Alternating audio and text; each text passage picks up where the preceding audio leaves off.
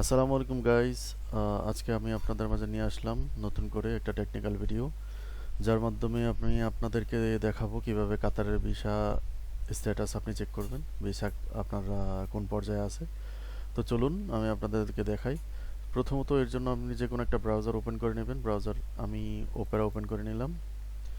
Opera open করার পরে এখানে সার্চ সার্চ বাটনে এখানে দিব এমওআই কাতার, এটা লিখে সার্চ দিলাম।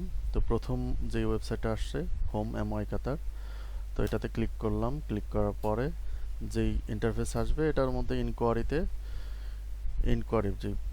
ক্লিক করব।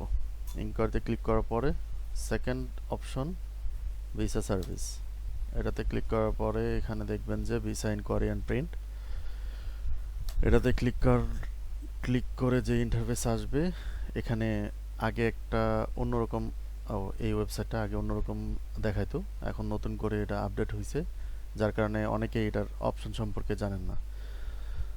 তো এখানে অ্যাপ্লিকেশন নাম্বারের জায়গায় এখানে ক্লিক করবেন ভিসা নাম্বার অথবা পাসপোর্ট নাম্বার। তো যেহেতু ভিসা আমি স্ট্যাটাস চেক করব, তো পাসপোর্ট নাম্বার দিলাম। এখানে যে কোনো একটা পাসপোর্ট নাম্বার দিলাম একটা পাসপোর্ট নাম্বার। এখানে ন্যাশনালিটি দিবেন। ন্যাশনালিটি আমি বাংলাদেশ দিয়ে দেখি, এখানে যেই কোড আছে এক্স্যাক্টলি ওই কোডটা আপনি এখানে বসায় দিবেন। বসানোর পরে এখানে হয়তো কোড অ্যাকুরেট হয় নাই, 688